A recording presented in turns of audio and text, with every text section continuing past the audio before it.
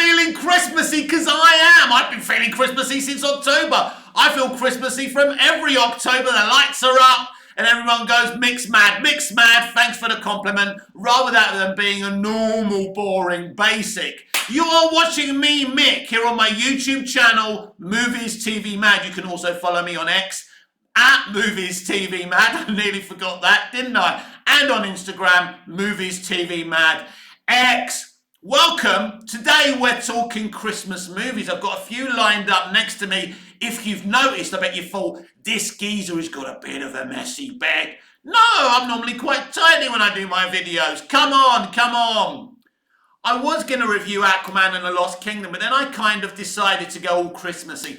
Anyway, we can do that at the end of the week when the movie's actually released, right? But anyway, before we talk about other Christmas movies, we need to finish a debate once and for all. Now repeat after me. Die Hard is not a Christmas fucking movie. It's just a movie set during Christmas. When are you people going to understand this?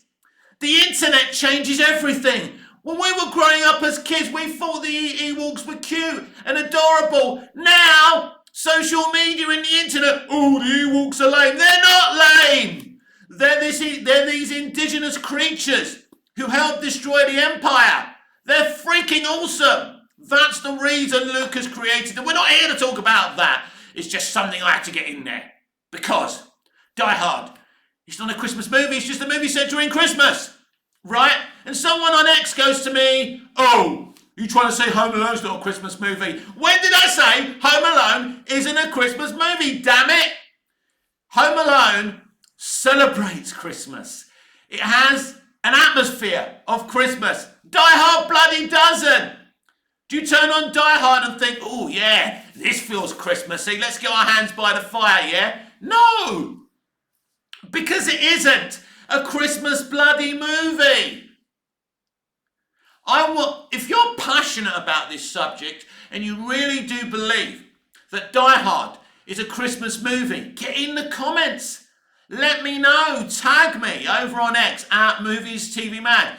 Don't get offensive. Don't DM me. Just tag me on my timeline and say, at Movies TV Mad, this is what I think. Die Hard is a Christmas movie or isn't. And I will respond to you. And I will tell you why I think it is not a Christmas movie. Because it is not.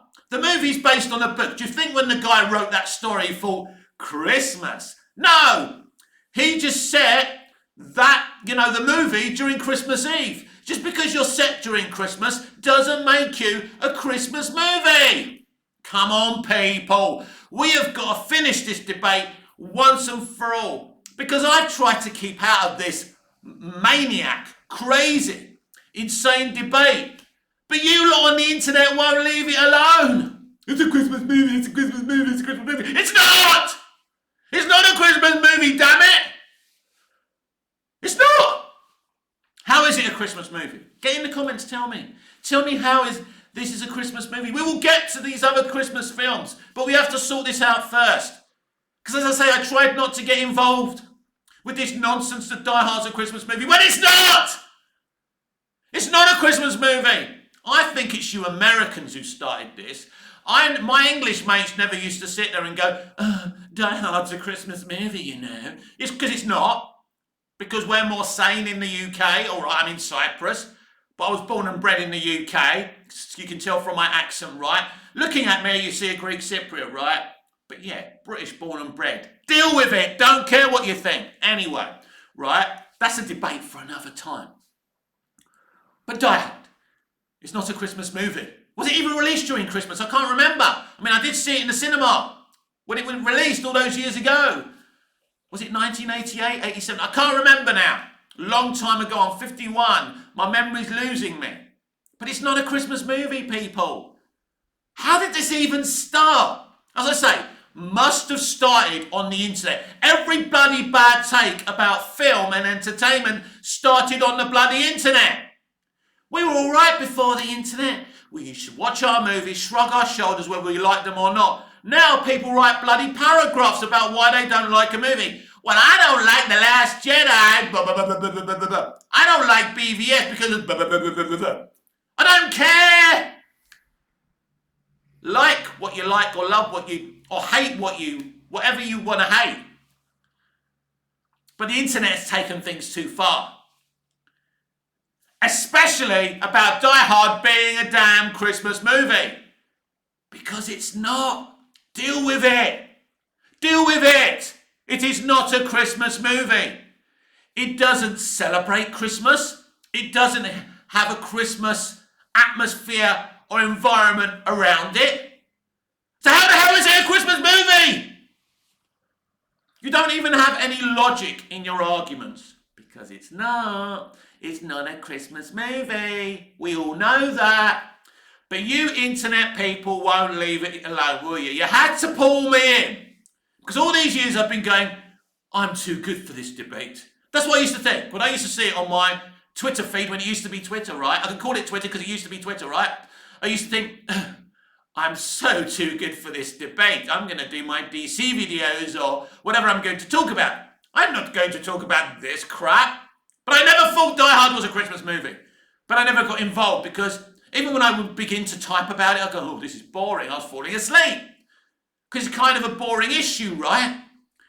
But this morning, I woke up and I went on X and I had to get involved. I put one thing yesterday and they're all after me now. They're all after me. I'm a fugitive from cinephiles just because I said Die Hard isn't a Christmas movie. What is this insanity? Why are you so passionate about Die Hard being a Christmas movie? Because it isn't. It isn't. It isn't a Christmas movie. Don't you understand? Anyway, when you get in the comments, I'll be very interested in reading why you people think that Die Hard is a Christmas movie. When it isn't! It's not. It ain't a Christmas movie. Is it? How is it a Christmas movie? What, because at the end he plays that song? The weather outside is frightful. La, la. It don't make it a Christmas bloody movie. It's just one silly little seasonal song. All right, there may be another couple of tunes in there, but it's not a Christmas movie. It's not. Honestly, it's crazy. It's crazy that there's people on the other side of this debate who actually believe that Die Hard is a Christmas movie.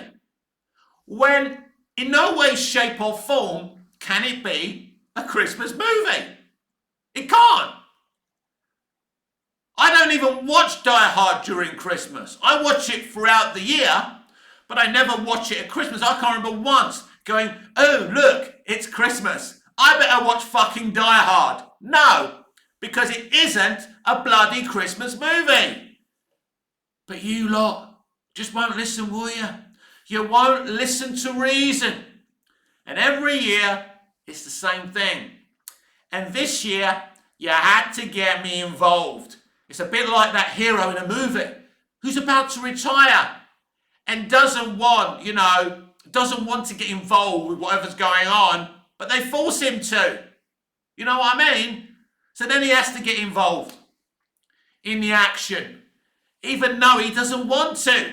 It's a bit like Danny Glover, Murtaugh in Lethal Weapon. I'm going to retire. I don't want to be in harm's way. I'm too old for this shit. I'm literally too old for this shit. But one thing I do know is that Die Hard isn't a Christmas movie.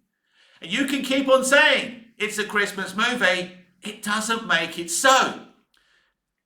It's just a moot point now.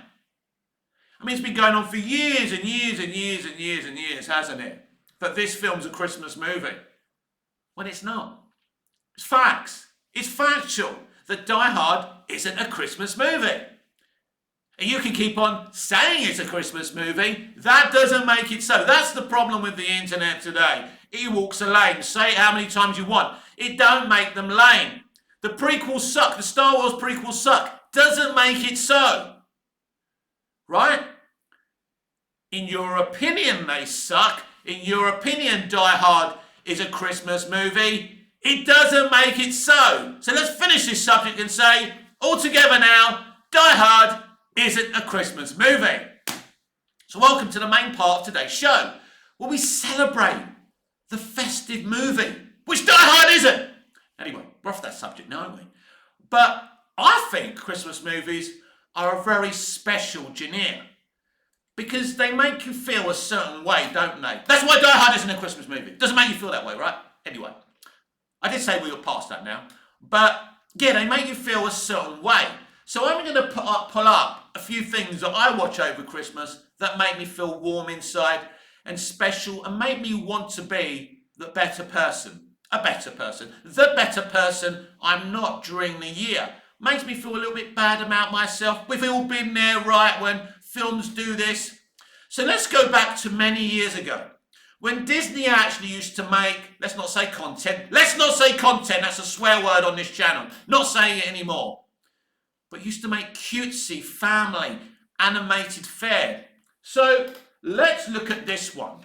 I remember having the Disney Channel on cable back in the day and watching this. This is Mickey's Once Upon a Christmas. Is it one? Yeah, Once Upon a Christmas. It's a brilliant three stories, right? So the first story is about Donald Duck and his three nephews, Huey, Dewey and Louie. By the way, Disney, what did you do with that DuckTales reboot? You made it about some random mysterious female. What's wrong with you? Anyway, yeah. So the first story is about Huey, Dewey and Louie, Donald Duck. They're celebrating Christmas. It's called Stuck on Christmas and they wish it was Christmas every day. And of course, the lesson they learn is that you don't want it to be Christmas every day. Once is enough, as long as you treat each other with love and kindness. And it's not just about the presents. It's about the feeling that you give each other. So then you've got the second tale, which is about Goofy, which is a character I never really got into, but I like him in this, and about his son Max. So the whole subject of Father Christmas being real or not comes up, which is a big issue for all parents and children. Are we lying to them, right? No, of course you're not. You're just painting them a better picture of the world that they actually live in. That's my opinion anyway. So all these stupid parents who go, I've just told my kids Santa's not real. I've just broken their hearts. I've just broken their illusions, right? I'm fucking next door's neighbour. I ain't going to tell them that. But I don't want to lie to them about some fat guy with a beard and a red suit. That's important, isn't it? Anyway, we're going off the subject. So anyway, the subject of Father Christmas's authenticity comes up. And Goofy's saying he's real. Because, let's be clear, in this world, he is bloody real. But Max is starting to believe that he isn't. And so they're on the roof at night waiting for Santa and all of this stuff. It's a really beautiful story. And in the end, Santa does come. And, you know, you get the final story, which is a lesser story really, but it's about Mickey and Minnie and how they can't afford to buy each other presents and they make sacrifices. It's a really nice little story. So this is brilliant. This is when Disney were really, really cool. And I wish Disney could go back to this. I mean, I don't think we can, in our lifetimes, go back to this. But I wish we could. Anyway, then we've got Mickey's Magical Christmas. Now, they're at the House of Mouse. They get snowed in. Yes, this is in Greek. I bought this over here. But yeah, this is Mickey's Magical Christmas. So they used to do this show at the House of Mouse. And it used to be on Disney Club or whatever it was. And basically they just used to Mickey just used to do like have people on stage and, you know, it's all animated and show different cartoons from Disney's, you know, kind of gallery. But this one's really, really cool. They're stuck in the House of Mouse. But Donald Duck is feeling all Ebenezer Scrooge. He's just not feeling the Christmas spirit. So Mickey keeps on putting all these Christmas Disney cartoons on. And it's a really, really cool little thing. There's not much of a story within it, anything brand new, but it's really, really cool. So that's that. And actually, there's another one. There's a trilogy. And the last one they did was Mickey's Twice Upon a Christmas, which is even cooler. They did it in CGI, which is a shame, but it's a really good 3 stories as well. So I love that one as well. Huey and Dewey Louie go to the North Pole because they're on a naughty list. And they try and adjust the list. And I think, yeah, it's just really, really cool. So I love that as well. So that's something that you probably haven't heard of before. But then we go to the famous Christmas film. So what have we got here? We have got A Christmas Carol by Robert Zemeckis. Now this came after the Polar Express, which I love. We'll talk about that after we talk about this one. So this is A Christmas Carol starring Jim Carrey as Ebenezer Scrooge, basically playing a similar role to what Tom Hanks does in the Polar Express. Now, this is a less popular version of like Robert Zemeckis doing a Christmas movie, but I really like it. It's a lot of fun. But what this film does, it's actually one of the few adaptations of Dickens' classic, A Christmas Carol, where they try and stay faithful to the origin. And that's one thing I've always appreciated about it. But then, where are we? The Polar Express. Now, The Polar Express is a classic Christmas movie, of course, and this is based on a book as well. So it's about a little boy whose name we never hear uttered throughout the movie. Did you ever think about that? That the main protagonist in this movie, the little boy who first goes on the train, we don't know his name. Now, if I'm wrong about that, get in the comments down below and let me know. So he's starting to not believe in Santa. I think this is very typical in Christmas stories. And I remember as a kid starting not to believe there's a Santa. And there's kind of a sadness about it because it means there's a portion of magic in your life disappearing. And so he hears this big train. It's outside. There's Tom Hanks in animated CGI form asking him to get in this train. Yet a stranger is asking a kid to get on a train. So what you've got to do with this is be not cynical. And think about this in a magical world. So it's this big train, it's come from nowhere. He says no at first, clever kid. But then he decides to get on the train where he meets this girl and they become fast friends. I don't even think we know her name either. But there's also a very, very annoying kid in this film. He's a know-it-all kid, right? That's what they call him, the know-it-all kid. I don't think we know his name. So I think there's only one character whose actual name we know in this whole film, and that's Billy, the kid who comes on the train third. And he's a bit of a sad kid. He's suffering with a bit of anxiety, you can tell. And he tells the kids that Christmas has never worked out for him. But this is a great story. As we go through it, the main protagonist it's about his faith. It's about believing. And he finds this bell that he can't hear ring. But then, I think Santa drops the bell. When we see Santa, the first time I ever saw this film, I was pissed. I was drunk. Came home from the pub on a Christmas Eve. I opened one of my presents. This was one of my presents, and I watched this film. And I loved it. And that moment when Santa arrives is so magical to me. And when I first saw this, obviously I was old enough to be pissed, so just imagine. But Christmas has always been a thing that I've loved. And so anyway, the bell drops off of Santa or whatever.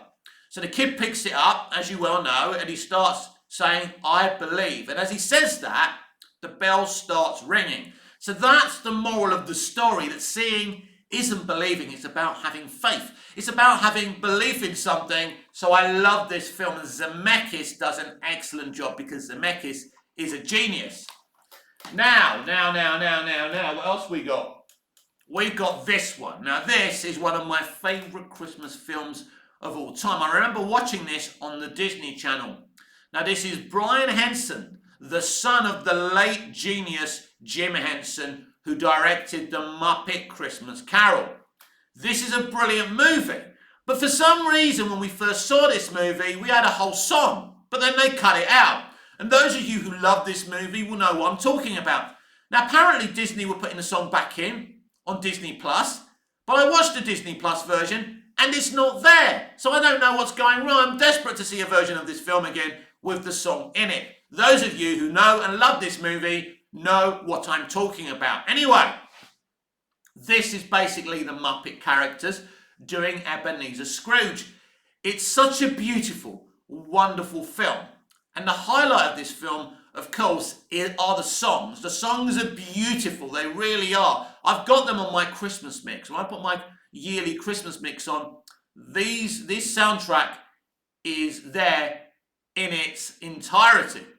And so, but of course, the real highlight of this film is Michael Caine. Did you know that Michael Caine, when he was offered this role, said he was going to treat this like a proper theatrical performance, that he wasn't going to treat the Muppets like Muppets, but like real people. And it works. He's a star for taking this so seriously, because obviously it's not serious, but I think it's that verisimilitude thing that Dick Donner was talking about during making Superman the movie. The audience have got to believe the events are actually happening. And the puppeteering, this is not CGI. This is prior to CGI.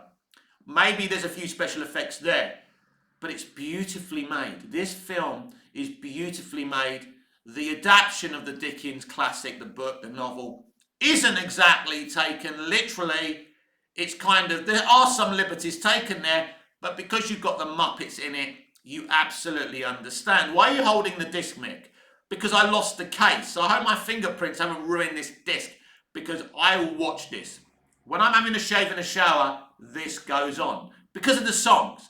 And, you know, it's just cool. I love Muppet Christmas Carol. What else we got? What else we got? Dick Donner's Scrooged, starring Bill Murray. Dick Donner is an absolute genius for picking this guy to be in this movie. I'm assuming this movie was written for Bill Murray. Now, we know that Bill Murray originated from Saturday Night Live. Now, a lot of Hollywood stars back in the day originated from there when we had talented people on SNL. Now, those days are gone. They're just there bitching about Trump now. It's boring, right? Not that I'm a Donald Trump supporter, by the way, but I'm just saying it's fucking boring on about politics and pretending it's comedy anyway. This film is yet an, obviously the title, it's Scrooged, not Scrooge. So, yeah, basically Bill Murray plays a network president. And he's a bit of an Ebenezer Scrooge. He treats his employers like shit. He and his secretary do a list of what they're going to give people for Christmas. So you either get a VCR, I forgot what the crappy present, was it a pillow? I can't remember now. It's some shitty present. So if he likes you right, if you're to some advantage to him, if you're doing your job right, you get the VCR. And if you don't, you get something shitty. I've, for the life of me, forgotten what the shitty present is, but that's what he does. And his brother doesn't get the VCR. He gets the shitty present, although he doesn't, because the secretary, Grace, who's like a bit of a Bob Cratchit in this film, is, when he's not looking, puts VCR on the list and he gets the VCR. Now, Grace is like Bob Cratchit in this film, and she has a son who can't speak, who hasn't spoken since his father was killed as a young boy. So, it's, you know, and we got Karen Allen as the love interest in this film as well. Of course, Kaz should always be more than a love interest. But in this film, she's brilliant, she's very charitable, and they were dating in the past. So that's the kind of love that got away. So this has got a brilliant all-star cast in it. I mean, it's brilliant. You know, Robert Mitchum. I mean, if you remember Robert Mitchum, no longer with us, sadly, but he's in it. You know, John Forsythe, who played Blake Carrington in Dynasty, if you remember him. If you have the entertainment history and viewing that I did growing up, you'll know these names.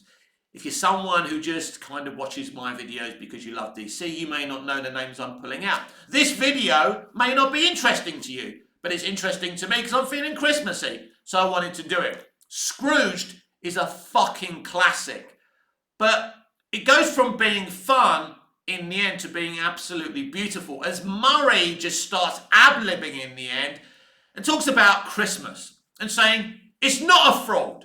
And you know, for the people who say it's a fraud, fuck you. You can take the spirit of Christmas throughout the day, and we can be better people. And that is why I love this movie. This movie is very, very self-indulgent, but it has Dick Donner's beautiful personality in it, that love that Dick injected in everything. And that's why Scrooged is an absolute classic, and Bill Murray is an absolute star for doing it. This is my favourite Bill Murray movie. Not Ghostbusters. I love him for Ghostbusters and Ghostbusters 2, but this is the movie I'm always going to remember him for.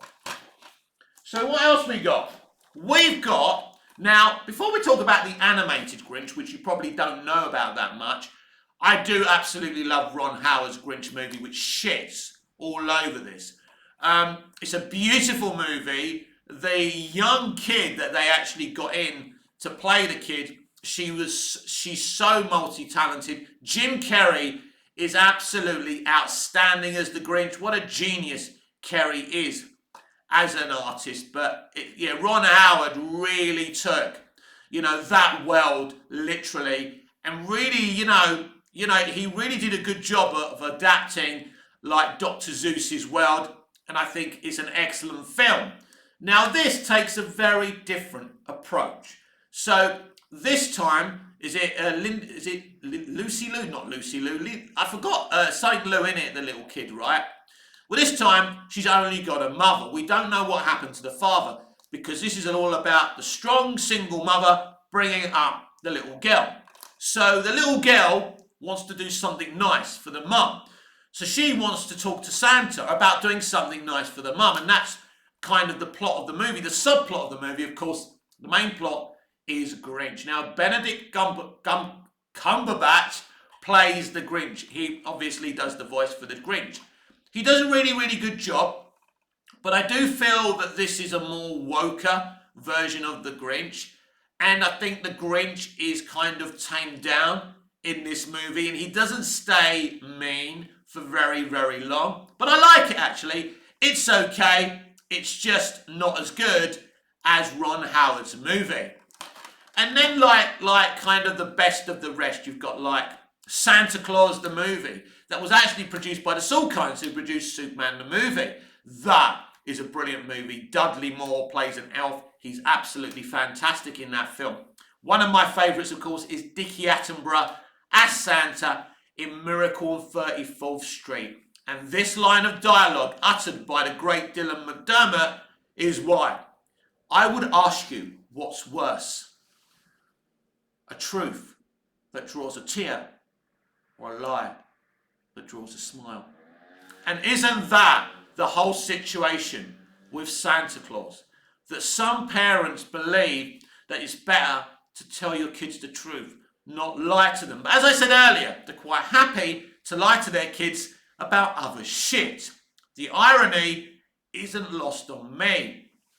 So I love the remake of Miracle on 34th Street, of course, produced and I think written by the great late John Hughes, who did Home Alone. And we haven't even spoken about Home Alone, right?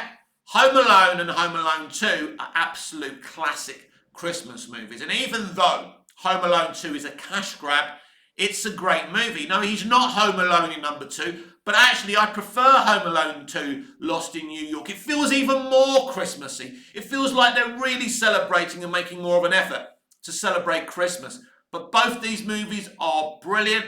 Chris Columbus did a great job. These are classic movies that you can come back to whenever you want. And then there's another one I absolutely love that might not be on your list, and it's Jingle All the Way, starring Arnold Schwarzenegger. This is a fucking hilarious movie. It's about a father, played by Arnie, who's forgotten to buy his kid, the trending present of the year, right? And I forgot what that toy is now. I haven't seen that film for about a year. I need to start watching. I haven't even watched it yet. And I love Jingle All the Way. How could I forget what that toy was, right? But anyway, so the hilarity is he's going down the shops, he's going down the high street, the malls, and he's fine with this other guy played by Sinbad. You may have heard of Sinbad. And it's absolutely hilarious. It's a brilliant film. It's full of love, heart, soul, hilarity, and it's one of my favourites. Now, if I've forgotten a Christmas film, and I tell you what, I'm sure I have, It's a Wonderful Life is an absolute Christmas classic. Let's hope these bastards in New Hollywood never decide to remake it, because I'll never be watching it. So let me know down in the comments down below, what's your favourite Christmas movie? I've spoken about some of mine, but there's so many more great Christmas movies. There's the animated Saving Santa, and that's a brilliant movie as well. I don't know if you've seen that one. It's about an elf and time travel and a villain trying to take over the North Pole. That's a brilliant one, starring Martin Freeman as the elf. An animated movie. There's a lot of brilliant Christmas movies out there, so please feel free to tell me which one you love the most. And just remember, Die Hard isn't a Christmas movie.